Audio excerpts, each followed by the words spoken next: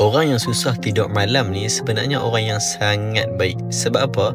Kebanyakan orang yang malam-malam tak boleh tidur lena ni, mereka ni kebanyakan orang yang selalu dianiaya, dizalimi, banyak orang buat jahat kat mereka, dan mereka memilih untuk tidak membalasi kejahatan itu, dan mereka memilih untuk berdiam diri.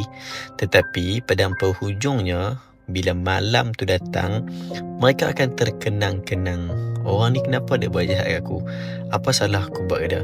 Kenapa banyak orang buat buruk kat aku? Aku buat baik je kat ramai orang. Sebab tu, bagi orang yang selalu berdiam diri bila dia buat jahat atau dianiaya, tolong pilih dua cara untuk hadapi situasi ni. Yang pertama, jika kamu orang yang berani untuk berhadapan dengan orang, maka berhadapanlah dengan orang dengan cara yang matang. Orang buat jahat dekat kamu, buat zalim dekat kamu, jumpa, confront dia dan settlekan isu tu. Berbincang dengan dia dan selesaikan masalah dengan cara yang matang tanpa ada emosi.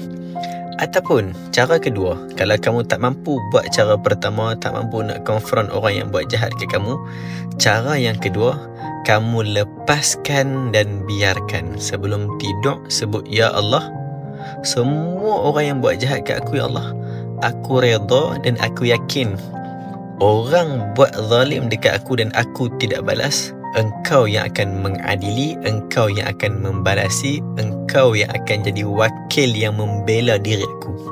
Aku maafkan semua, aku redha, Ya Allah, aku nak tenang.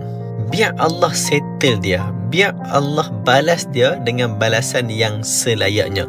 Barangkali Allah balas kejahatan tu dekat dunia, tapi lebih teruk, Allah tak balas kejahatan yang dia buat dekat kamu tu, Allah tak balas kat dunia, tapi Allah balas dekat akhirat.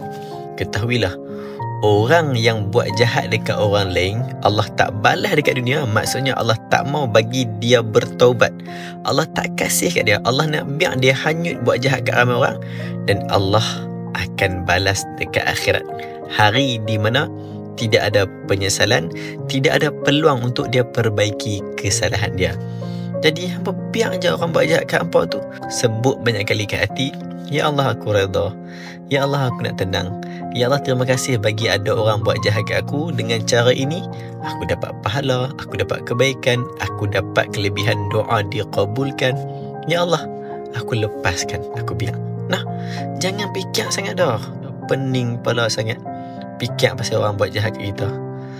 Kita hidup nak tenang-tenang, tak mau gaduh dengan orang.